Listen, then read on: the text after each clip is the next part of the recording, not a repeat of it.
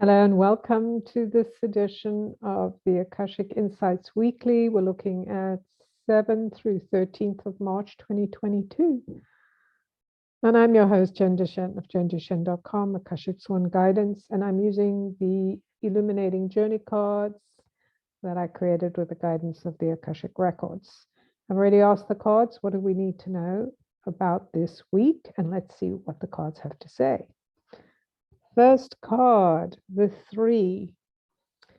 So this is a shift up of energies. I can definitely feel there's some shift happening compared to last week. And this 3, it's a card that many people love. I myself love this card. I love that it's green and yellow and red. And also the idea of the figure, whether that's us or our ideas, our responses, kind of floating up towards that place where all is in balance, the truth of that light. What is light? What is true to us? And of course, for each of us, it may be different. But allowing ourselves to be fed by that light, that truth, that trinity of all things being equal. This is a very creative, energetic card. We have this idea of needing to be inspired by our own imagination. And here we have the unicorn. So we have all these creatures, we have butterflies, we have roses, all these creatures kind of immersed in this liquid of potential and possibility that is so delicious. And it's that reminder to just gently allow ourselves to float towards what is true instead of trying to control and manipulate what we would like to be true or what we feel is necessary to do, because many times we want to control how things are going to turn out because we feel afraid. So this is about having courage to allow our heads, which often overthink, to be immersed in the idea of our imagination. What is possible? What do we desire? Very powerful. The card number 2 is the 10. I love this combination, the 3, and then we come to the 10, because not only is there a deepening of the greens, hopefully you can see the cards, a deepening of the greens, but there is some reflection of the yellows, that color that symbolizes power. It symbolizes, what we might think of as gold, which is often our power source, our 3rd chakra. Again, the idea of being empowered through our own belief systems, our own understanding of life.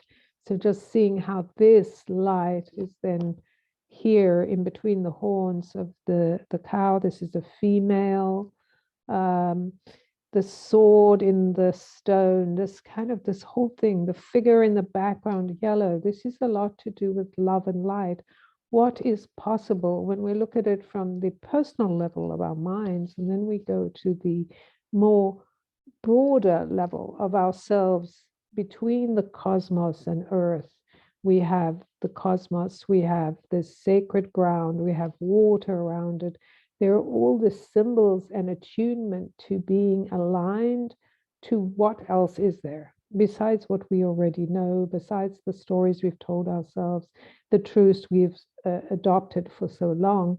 There is so much more. There's the hidden, the stuff that we've ignored or perhaps didn't know about, that is rising to the front, an opportunity for us to shift the way we live our lives. And here again, we have a magical creature, the griffin. So we start off with the unicorn. Here's the magical creature. It's that sense of being touched by source, touched by God, touched by divinity, truly beginning to understand the expansiveness of who we are and what we are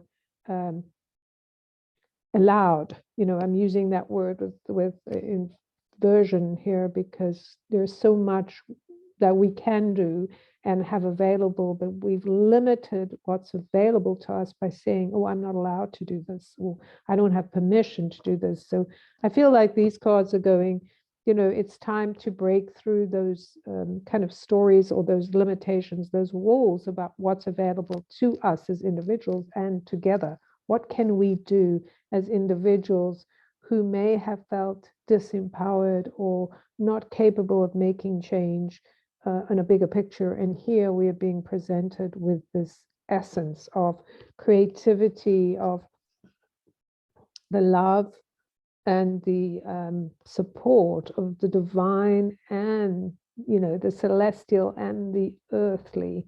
What is available to us? There's so much magic here, so much movement that can happen when we step into the vaster areas of our imagination. And then card 3. So this is interesting that this is the 29. So we started off 3, and this also has a lot of yellow in it. Then we have these kind of grayish greens that are here that are also shown up in this card. So I love the play of the colors, and that yellow runs through the whole thing. And again, we come to another magical creature. We have a salamander here. So not a salamander, I have to think about what it is, but it's a magical creature connected to the salamander. So there is this essence of inviting us to dream deeper and to break through the sound barriers of our own fears and limitations, the music, the stepping through the portals, really sitting with what is so powerful to us that it wants to come forward. Not in a way where we want to shove down other things or shove things out of the way, but that we truly stand in our own power. 29, of course, that's the 11. And that is the number of mastery. And we are being invited to really master that equation between the imagination and what's possible and where we've been. Like, how do we break through and go, okay, the things we've lived and told ourselves and given honor to, who says those are the real things? Or who says that's what all there is? Like, we really need to get past that. In this card, we have the clock, the time, the music. There's a lot of symbols of healing and opportunity, eyes, the way we see things, how we listen, how we recalibrate to another level is available to us when we step into the depth of our own nature and go beyond the limits that have been placed on us or that we have accepted as truth. So there we have it for this week.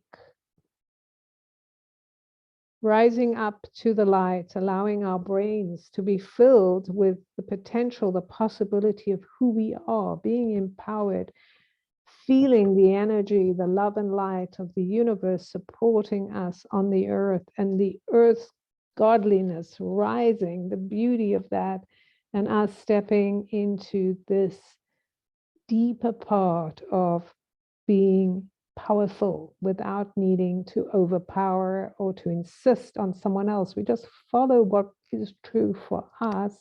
And in that way, we connect and deepen our relationship to ourselves and to our own lives and what there is for us. Well, that's it from me this week, sending you lots and lots of love. And if you're interested in the cards, I do have them for sale, and I also have the new pilgrimage of the soul coming up starting in May, where I teach you how to use these cards to empower yourself, to find the certainty, to become one with your spirit in your body. So look out for that, or connect with me if you want to know more. I'll talk to you soon.